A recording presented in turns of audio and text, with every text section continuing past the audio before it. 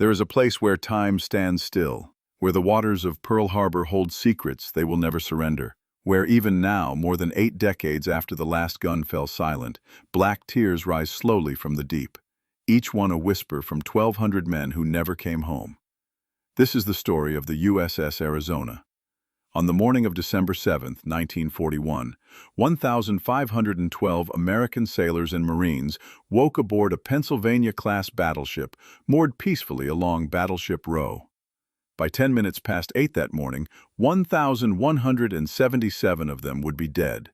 900 of those men remain there still, entombed within the steel coffin that was once America's mightiest warship.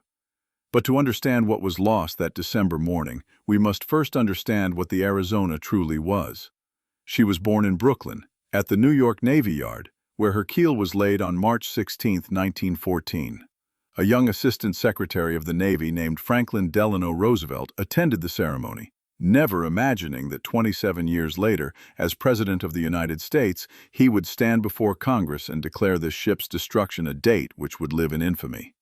The Arizona was a super dreadnought, a floating fortress measuring 608 feet from bow to stern, nearly 100 feet across the beam, displacing 32,000 tons when fully loaded.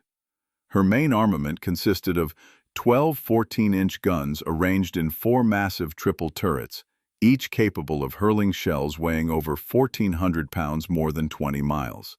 She was, as the New York Times proclaimed at her construction, the world's biggest and most powerful warship ever built. On June 19, 1915, an estimated 75,000 people gathered at the Brooklyn Navy Yard to watch her slide into the East River. A 17-year-old girl from Prescott, Arizona, named Esther Ross, had been chosen from more than 100 applicants to christen the vessel. Because Arizona had enacted prohibition laws the previous year, she used 2 bottles, one containing sparkling wine from Ohio and one filled with water from the first overflow of Roosevelt Dam, a diplomatic compromise that satisfied both tradition and temperance.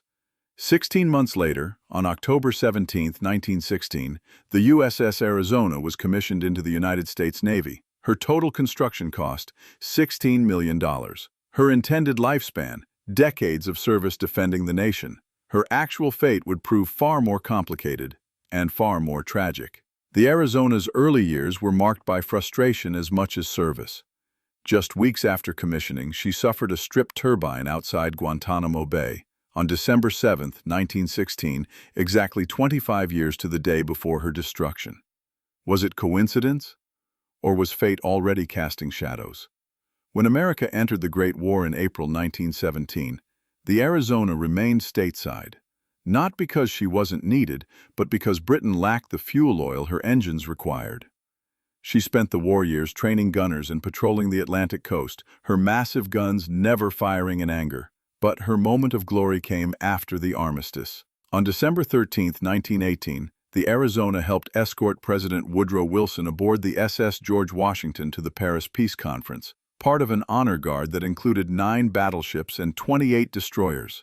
When the fleet returned to New York Harbor on December 26th, the Arizona led the line, rendering a 19-gun salute as crowds lined the shore. Through the 1920s and 1930s, she served the nation faithfully. She steamed to Turkey during the Greco-Turkish War. She traveled to Australia in 1927 to represent the United States at national celebrations. In March 1931, she hosted President Herbert Hoover for a vacation cruise to Puerto Rico and the Virgin Islands. There was one exercise that would prove eerily prophetic. On February 7, 1932, the Arizona participated in Grand Joint Exercise No. 4, a war game in which carrier aircraft successfully attacked Pearl Harbor on a Sunday morning. The Navy took note. But not enough. In 1929, the Arizona entered Norfolk Navy Yard for a massive modernization. Her original cage masts were replaced with sturdy tripod masts. Her turbines were upgraded. Her armor was strengthened. She emerged in 1931 faster, more powerful, and more deadly than ever. At sea trials, she achieved over 20 knots with 35,000 shaft horsepower. She was ready for the modern age. What no one knew was that this modernization would also seal the fate of over 1,000 men. By the late 1930s, the Arizona had become a flagship, home to admirals and the proud sailors who served beneath them. One of those admirals was Chester W. Nimitz, who commanded Battleship Division 1 from the Arizona's bridge in 1938 and 1939. He would go on to lead the Pacific Fleet to victory in the war that was coming. Another admiral would not be so fortunate. Rear Admiral Isaac Campbell Kidd assumed command of Battleship Division 1 in January 1941, flying his flag from the Arizona. A career naval officer, Kidd was 57 years old, respected by his men, devoted to his ship. He would become the first American flag officer killed in the Second World War, and the first admiral ever killed in action against a foreign enemy. The Arizona's final captain was Franklin Van Valkenburg, a Minnesota native who took command on February 5, 1941. He was a steady, competent officer who inspired confidence in his crew. Like Admiral Kidd, he would die at his post, refusing to leave the exposed navigation bridge even as his ship was being torn apart. By late 1941, the Arizona had settled into a routine at Pearl Harbor. The Pacific Fleet had relocated to Hawaii in April 1940 as a deterrent against Japanese expansion. The great battleships of Battleship Row represented American might, symbols of power that Tokyo would soon test. In October 1941, during exercises in heavy fog, the Arizona was struck in the bow by the USS Oklahoma. The collision required dry docking at Pearl Harbor for repairs, canceling a scheduled overhaul at Bremerton. Had that overhaul proceeded, the Arizona would have been safely in Washington State on December 7th. Instead, she remained in Hawaii. On December 4th, the Arizona sortied for her final exercise, a night firing drill with the Nevada and Oklahoma. She returned to Pearl Harbor the following day and moored at Berth Fox 7 along Ford Island. On December 6th, the repair ship USS Vestal tied up alongside her port side. That night, 21 young musicians from Navy Band Unit 22 competed in the Battle of Music at nearby Block Arena, a band competition among the capital ships of the Pacific Fleet. They were talented, dedicated, close-knit. They had reported aboard together, trained together, and played together. They would die together. As the Arizona slept on the night of December 6, 1941, 6 Japanese aircraft carriers were steaming through darkness 300 miles to the north. In their hangars sat 353 planes, fighters, dive bombers, torpedo bombers, and high-level bombers carrying armor-piercing shells converted into the deadliest aerial bombs the world had ever seen. At 6:10 a.m. on December 7th, the first wave launched. Aboard the Arizona, Sunday morning dawned warm and clear. Church services were scheduled for 8 o'clock. The ship's band was preparing to play the national anthem at Colors. Sailors lined up for breakfast. Officers drank coffee. The harbor was peaceful. At 7:55 a.m., everything changed. The first Japanese planes swept over Ford Island, their engines screaming, their guns blazing. Within seconds, alarms were sounding across the harbor. On the Arizona, Lieutenant Commander Samuel Glenn Fuqua was eating breakfast in the wardroom when a short signal sounded on the ship's air raid alarm. He rushed topside. General Quarters was called. Men sprinted to their battle stations. The Arizona's anti-aircraft guns opened fire almost immediately, their crews tracking the swarming enemy planes. But the Japanese came in waves. Torpedo planes from one direction, dive bombers from another, high-level bombers from straight above. The first bomb struck the Arizona's boat deck near the stern. Damage was minor. A second bomb ricocheted off the armored faceplate of Turret 4, penetrated the deck, and exploded 3 decks below, knocking Lieutenant Commander Fuqua unconscious. A third bomb hit near the port anti-aircraft guns. Then came the blow that would change everything. At approximately 8:06 a.m., a single Japanese bomb, a modified 16-inch naval shell weighing 1,760 pounds, fell from 10,000 feet. It struck the starboard side of the forecastle deck, adjacent to Turret 2. The armor-piercing projectile punched through 4 decks and 5.5 inches of steel. It detonated in or near the forward magazines. What happened next took less than 7 seconds. More than 1 million pounds of ammunition and gunpowder ignited in a cataclysmic explosion that witnesses described as making the ship rise bodily out of the water. The forward magazines contained the shells and propellant charges for the Arizona's main 14-inch guns, 500 tons of high explosives packed into confined steel spaces. The blast vented forward through both sides of the hull. The force ripped the ship's sides outward like an overpressurized tin can. The forward turrets, the conning tower, and the entire bridge structure collapsed downward 25 to 30 feet into the shattered hull. The foremast tilted forward. A fireball erupted hundreds of feet into the air. On the USS Vestal, moored just 60 feet away, the blast was so powerful it actually extinguished fires that had started aboard the repair ship. Debris rained down on Ford Island. Men who had been standing moments before simply ceased to exist. The Arizona sank in less than 9 minutes. Fires would burn for more than 2 days. The destruction was so complete that recovery teams could only identify 107 of the dead.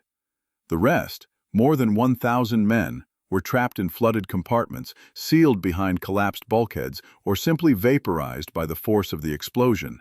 They remain there still. Among the dead were Admiral Isaac Kidd and Captain Franklin Van Valkenburg, both killed on the navigation bridge. They were posthumously awarded the Medal of Honor, the Navy's highest recognition for valor.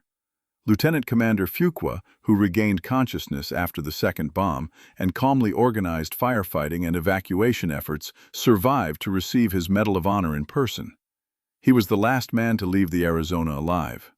The Arizona's 21 bandsmen were below decks at their battle stations in the ammunition handling spaces when the magazine exploded. All 21 died together, the only time in American history that an entire military band has been killed in action. Their fellow musicians from other ships unanimously awarded them the Battle of Music Trophy posthumously. It was renamed the USS Arizona Band Trophy. The human cost extended far beyond individual tragedy. 37 confirmed pairs or sets of brothers were serving aboard the Arizona that morning. 23 sets of brothers died together. Thomas Augusta Free and his 17-year-old son William both perished, a father and son lost in the same instant. In total, 62 of 77 related men aboard were killed. Only the Warrener brothers both survived. Kenneth was away at flight school in San Diego. Among the survivors, the stories of escape were harrowing. Lauren Bruner was a 21-year-old fire controlman stationed 70 feet above the waterline on the port anti-aircraft gun director. When the magazine exploded, he and 5 other men found themselves trapped on a platform above a ship that was rapidly becoming an inferno.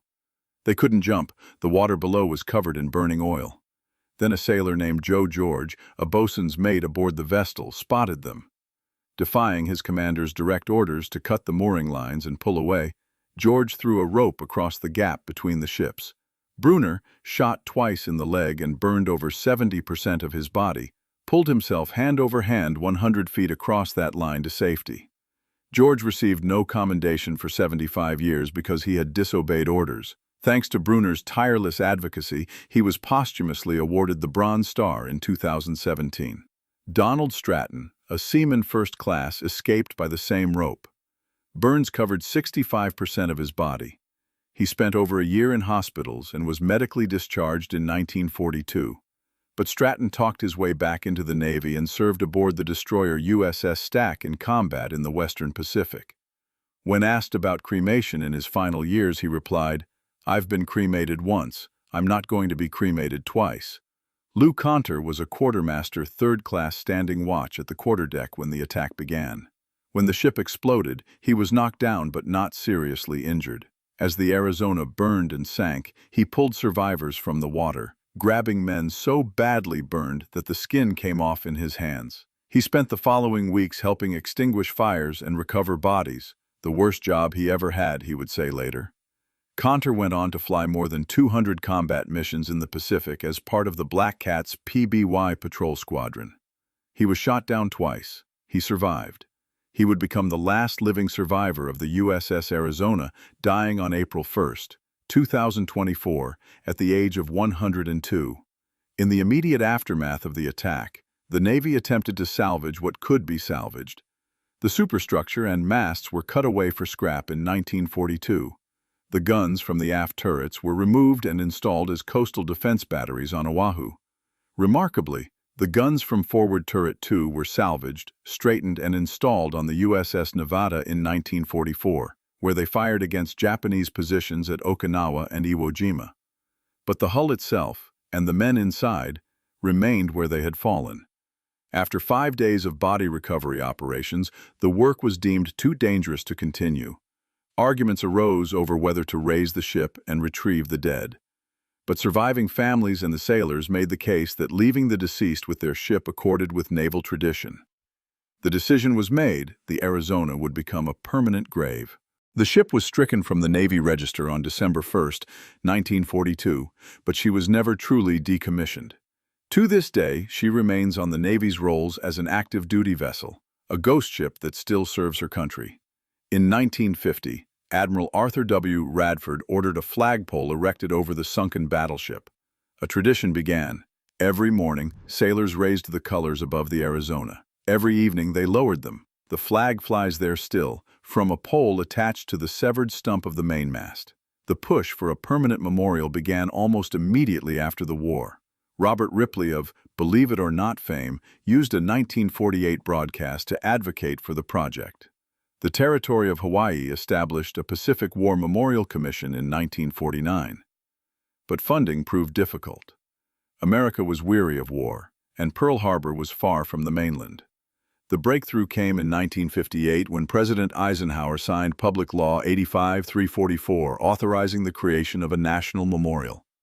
But Congress required that the $500,000 construction cost come largely from private donations. The Navy would provide support, but the American people would have to pay for the monument themselves. Fundraising was slow until a television appearance changed everything. In 1958, the This Is Your Life program featured Medal of Honor recipient Samuel Fuqua, the Arizona's senior surviving officer. Viewers were moved by his story and donated $95,000. Then, Elvis Presley stepped forward. On March 25, 1961, the King of Rock and Roll performed a benefit concert at Block Arena, the same venue where the Arizona's band had competed the night before the attack. 4,000 fans paid between $3 and $100 per ticket. There were no freebies. Even Colonel Parker paid his way in. Elvis wore his gold lame jacket for the last time and raised somewhere between $54,000 and $65,000 in a single night. It would be his last live concert performance for 8 years. He gave Hawaii the gift of music so they could give America a memorial. The federal government finally appropriated $150,000 in September 1961. Construction could begin. The memorial's architect was Alfred Priess, an Austrian immigrant with a Jewish background who had fled Vienna in 1939 after the Nazi annexation. In a bitter irony, Priess was detained for several months at Sand Island after the Pearl Harbor attack as an enemy alien because of his Austrian birth. The man America had imprisoned as a potential threat would design her most sacred shrine. Priess created a structure unlike any memorial before it. The building stretches 184 feet across the harbor, straddling the sunken hull without ever touching it. It appears to float on the water, its white concrete form catching the Hawaiian light. The design is deeply symbolic. The structure sags in the center but rises strong and vigorous at both ends, representing, as Priess explained, initial defeat and ultimate victory. America was brought low at Pearl Harbor, but she rose again. 21 openings pierced the walls and ceiling, 7 on each side and 7 above. Though popular belief holds, this represents a 21-gun salute. Priess himself said he chose an odd number simply to center the composition. But the 7 windows on each wall do hold meaning. They symbolize December 7th, the date of the attack. The memorial contains 3 sections: an entry room for reflection, a central assembly area where visitors can gaze down through an opening to the sunken ship below, and the shrine room, a sacred space containing a marble wall inscribed with the names of all 1,177 men who died aboard. The USS Arizona Memorial was dedicated on Memorial Day, May 30, 1962. Congressman Olin Teague of Texas presided. 200 invited guests and 800 spectators along the shore watched as America formally recognized its debt to the fallen. Since then, every American president has made the pilgrimage to the memorial. More than 2 million visitors arrive each year, making it the most visited war memorial in the United States. They come by Navy shuttle boat, the only way to reach the structure that floats above the dead. What they find there changes them. Visitors stand on white concrete and look down through an opening to see the rusted hull of a battleship lying 8 feet below. They can trace the outline of the deck, the barbette of Turret 3 that still breaks the surface, the massive shape of a vessel that once dominated the seas. And if they watch carefully, they see something remarkable. Rising slowly from the wreckage, black droplets of oil break the surface of the water and spread into rainbow-colored sheens. They call it the Tears of the Arizona. On December 6, 1941, the Arizona took on fuel, filling her tanks with nearly 1.5 million gallons of Bunker C heavy fuel oil. When she sank, much of that fuel remained trapped inside her hull. Today, an estimated 500,000 gallons still remain in her tanks. Every day, 2 to 9 quarts of that oil seep upward through cracks and seams in the corroding hull. The process has continued without interruption for more than 80 years. Scientists estimate it will continue for 500 more. The oil creates patterns of iridescent color on the surface, swirling rainbows that visitors describe with awe and sorrow. It is, quite literally, the ship bleeding. The Navy and the National Park Service have deliberately chosen not to stop the leak. The tears have become part of the memorial experience, a visceral connection to the moment of destruction, a reminder that the Arizona is not merely a monument, but a grave. The ship weeps for her dead, and she will not stop. Inside the hull, the environment is remarkably preserved.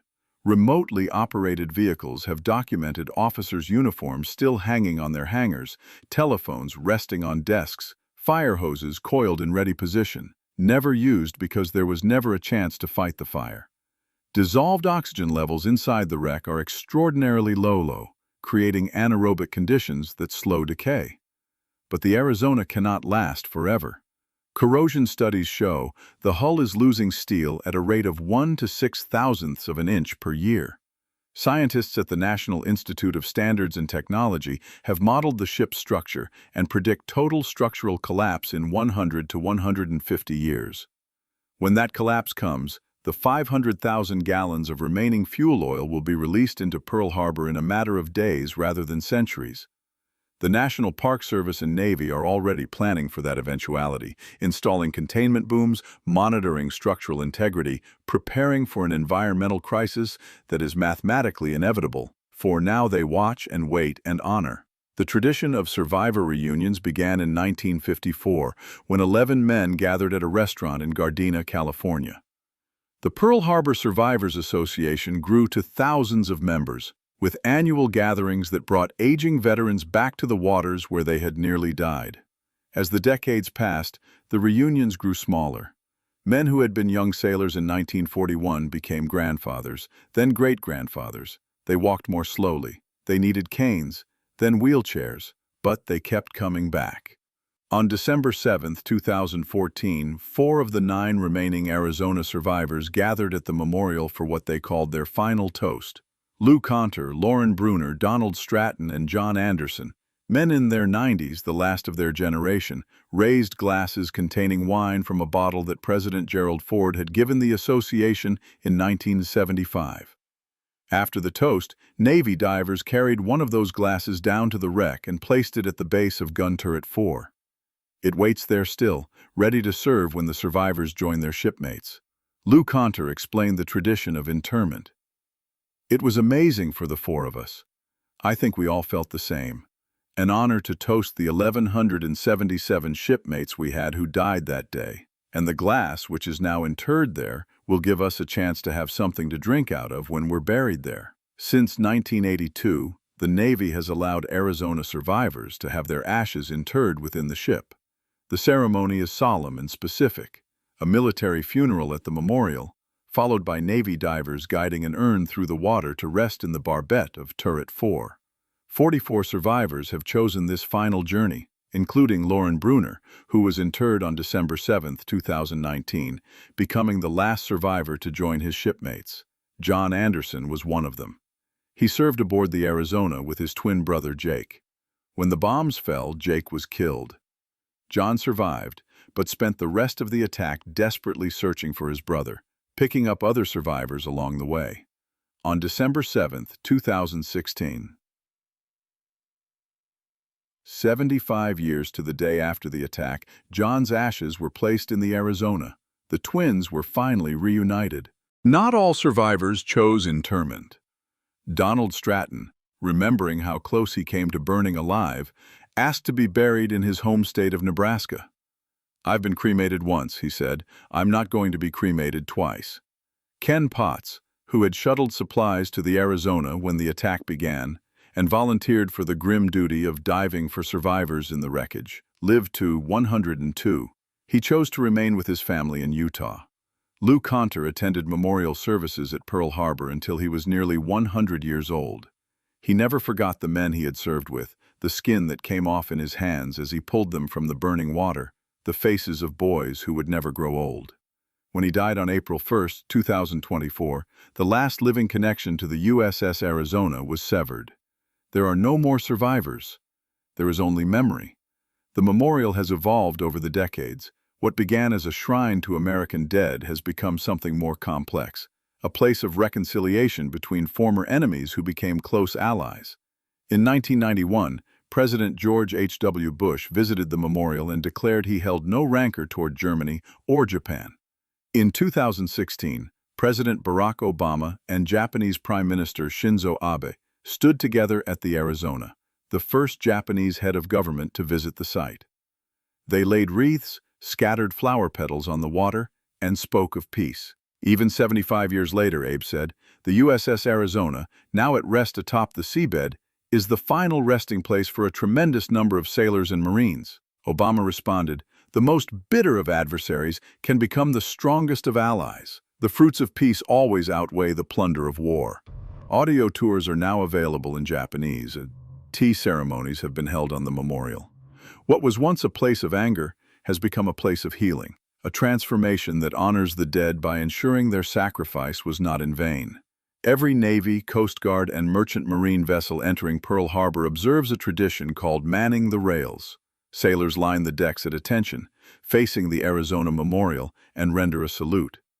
They honor not just the 1,177 who died aboard the battleship, but all 2,403 who perished that December morning. The USS Missouri, the battleship on whose deck Japan signed the instrument of surrender that ended the Second World War, now rests permanently in Pearl Harbor, her bow pointing toward the Arizona Memorial. The ship that witnessed the beginning and the ship that witnessed the end, facing each other across 80 years of history, the Arizona will not last forever. Corrosion is slow but relentless. The hull that has held for more than 8 decades will eventually fail. When it does, the last physical remnant of that terrible morning will finally disappear. But by then, new generations will have heard the story. They will know about the 17-year-old girl who christened a battleship with dam water, about the 21 musicians who died at their battle stations without ever playing a note, about the twins who were separated by death and reunited by water, about the rope that Joe George threw across an impossible gap because saving lives mattered more than following orders. They will know about the black tears that rise each day from the deep, 2 to 9 quarts of oil, weeping from a wound that will never fully heal. And they will understand that beneath those tears, beneath those waters, beneath the rusted steel and accumulated silt, there rest 900 men who gave everything they had. They sleep where they fell, in a harbor that has become holy ground. They are watched over by a memorial that sags in the middle but rises strong at both ends. And every morning as the sun breaks over the Koolau Mountains and the flag is raised above their tomb, they are remembered. They will always be remembered. This is the story of the USS Arizona, a ship that served her nation for 25 years, that was destroyed in 9 minutes, and that has stood guard over the dead for more than 80 years since. She was built of steel and powered by steam. She was armed with guns that could hurl destruction across horizons. But her true power was never in her weapons. Her true power was in the men who served aboard her, men who woke on a peaceful Sunday morning, heard the sound of enemy engines, and ran toward their duty. Men who died in fire and water, in smoke and steel. Men who never came home. 1,200 men sailed aboard the Arizona on December 7, 1941. 900 of them never left. The tears of the Arizona continue to fall, a few quarts each day, rising slowly through dark water to catch the Hawaiian sunlight. They will fall for centuries to come.